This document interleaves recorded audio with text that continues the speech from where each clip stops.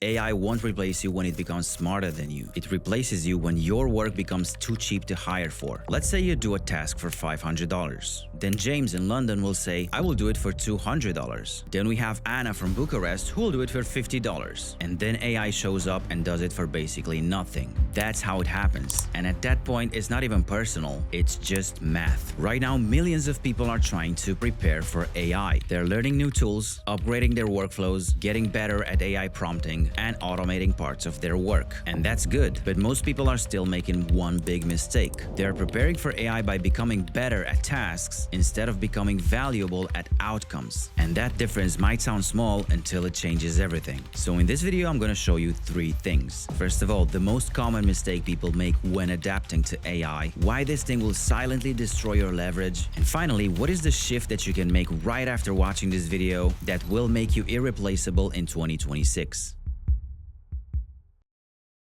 What do we do in a world where the vast majority of today's jobs are gone? Will humans still be writing computer software? Will we even be writing books? If you ask most people what they are doing to stay relevant in the era of AI, they will most likely tell you something along the lines of, I'm learning a lot of AI, I'm adding more tools in my workflow, and I'm getting a lot faster. And yes, you should be doing these things. But here's the issue. Most people use AI to become faster producers. They upgrade their speed, but not their positioning. And AI will not eliminate you because you're too slow. It replaces you when your work becomes repeatable, cheap, and easy to scale. So if right now your value is measured by your output, I just want to let you know that AI doesn't need to be perfect. It just needs to be good enough to collapse the price. AI is the first tool that we've built that's capable of leaving the toolbox, and we don't yet know its limits. AI will not delete jobs first. It will delete the value of execution first. Because back in the day, execution used to be expensive. It took a lot of time, effort, and skill. Now execution is abundant. It's everywhere. It's fast, it's infinite, and on demand. And this is where people get confused. They think the threat is AI does my job. But what happens instead is AI will make your contribution cheap enough that hiring you stops making any sense.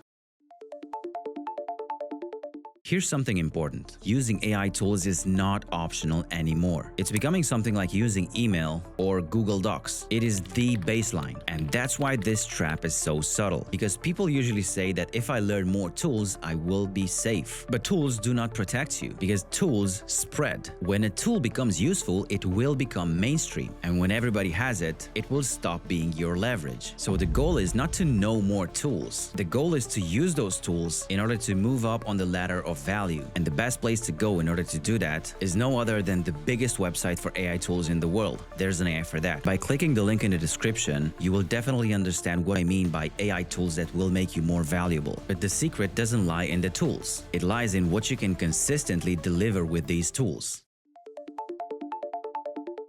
Prompting is valuable. It's one of the fastest ways to increase your output clarity and speed with AI. But the mistake people make is thinking that prompting is the finish line. It's not, it's the steering wheel. Because as AI gets easier to use, most people out there will be able to get good enough results. So now the real advantage becomes knowing what the concept of good looks like, understanding what matters in the real world, and being able to turn outputs into outcomes.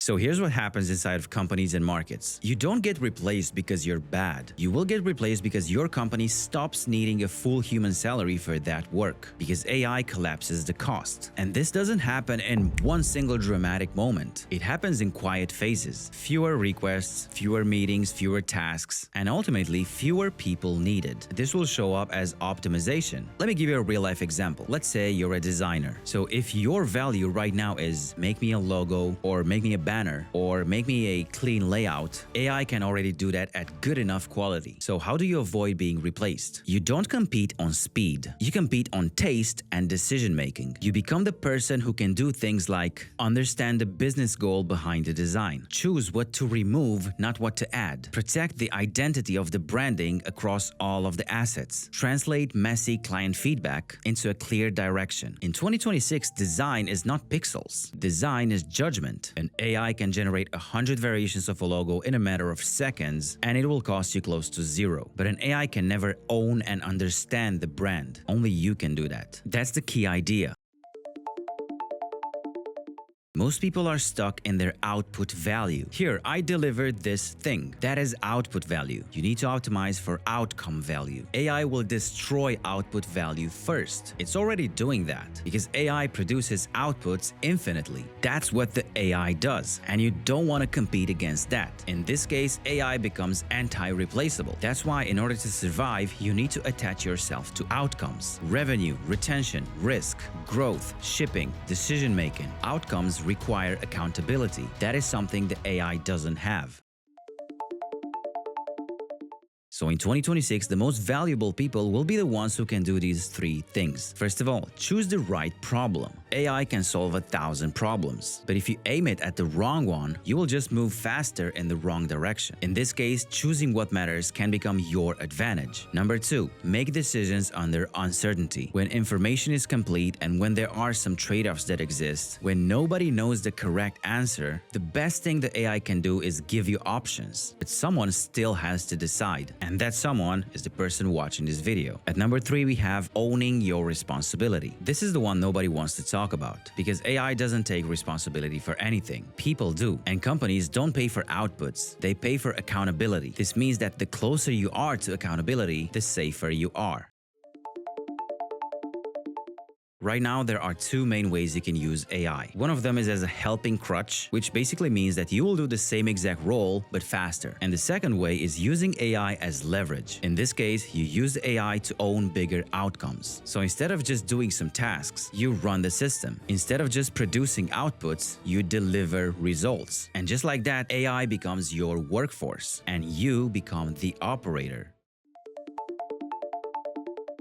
So here's what real preparation for the AI takeover looks like. First of all, become a better decision maker, not just a producer. Train your ability to evaluate the trade-offs. What matters in a business? What is my constraint right now? Out of the 1,000 actions we can take right now, which ones will help us move forward? Number 2, learn systems, not just AI tools. AI tools are good as a base, but they will always change and adapt. Systems, on the other hand, do not change. So learn how business actually works. Incentives, bottlenecks, problems, human behavior, business coordination, economics. AI will amplify all of these systems, so if you understand the system, you will stay valuable and irreplaceable no matter what tools exist out there. At number 3, get close and comfortable with the real-world consequences. If your work only exists inside of a screen, it's easier to automate. But if your work connects to reality, things such as customers, teams, risk, ownership, deadlines, responsibilities, then you become the control point. And finally, build taste and direction. With the AI taking over, the world will be flooded with good enough outputs. So the scarce thing will not be production. It will be knowing what's worth making, and that requires a lot of taste and direction. That's basically leadership. And by leadership, I mean everything starting from deciding what logo would work the best up until the CEO deciding a high-leverage change that's about to happen in the company.